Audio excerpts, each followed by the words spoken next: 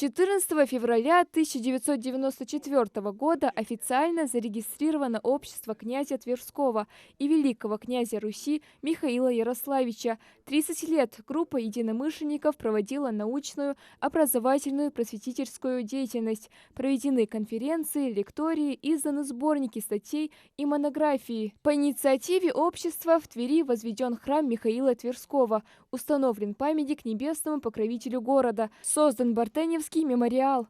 Накануне 30-летия с момента создания общества в Музее краеведения Назрани собрались заслуженные деятели искусств, члены Общественной палаты Ингушетии, представители Федерации Союза казаков и другие, чтобы вспомнить весь масштаб проведенных работ. В 2015 году сам руководитель общества Михаила Тверского приехал в республику, посетил наши горы, научно-исследовательский институт, университет, и потом изъявил желание встретиться в музее с этой научной интеллигенцией в 2015 году.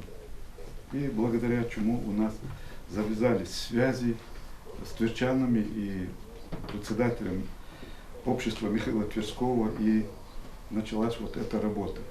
Общество князя Тверского и великого князя всея Руси Михаила Ярославского началось со скромной группы Бартенева в 1991 году, целью которой стало изучение местности возле урочища Бартенева Старицкого района и фактов былого сражения 22 декабря 1317 года возле этого места. К 1994 году группа переросла в солидное общество. Важной вехой в жизни общества стала исследовательская работа совместная с учеными Ингушетии, в результате которой определили место гибели великого князя на речке Адеш, где в 2015 году общими усилиями был установлен памятный знак.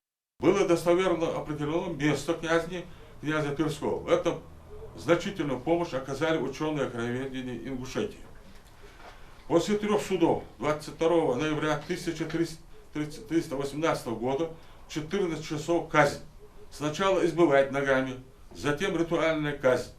У живого еще князя Михаила вырезает сердце. Место казни на территории современной республики Ингушетии у реки Ачулыки. Но в то время называлась Аджи. На встрече присутствующие вспомнили факты из последних дней жизни князя Михаила, которые имеют непосредственное отношение к ингушам. Согласно мнению историков, все время, пока заключенный в кандалы князь ждал смерти, местные проводники Аланы готовили ему побег в горы. Однако Михаил отказался бежать и встретил смерть на том же месте. Все это проходило в Средних Ачулках у реки, где увековечили память об историческом событии. Михаил Тверской совершил подвиг равно подвигу Христа. Первое лицо государства, первый великий князь всей Руси, сознательно и добровольно отдал жизнь свою, дабы спасти свою землю, дабы спасти жизнь своих подданных, тех, кто должны были положить свою жизнь для спасения князя. Изучение истории жизни великого князя общественной организации проводится по сей день. Главной целью общества является пропаганда духовного наследия наших предков и прежде всего времени и наследия князя Тверского и Владимирского, великого князя всея Руси. За 30 лет было достигнуто много. У нас музей располагает многими материалами от общества Михаила Тверского.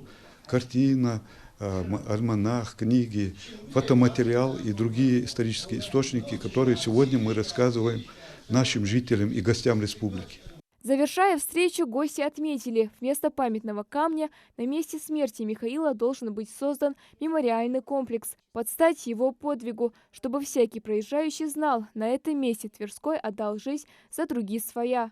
Малика Измайлова, Муслим Арчаков, Магаз 24.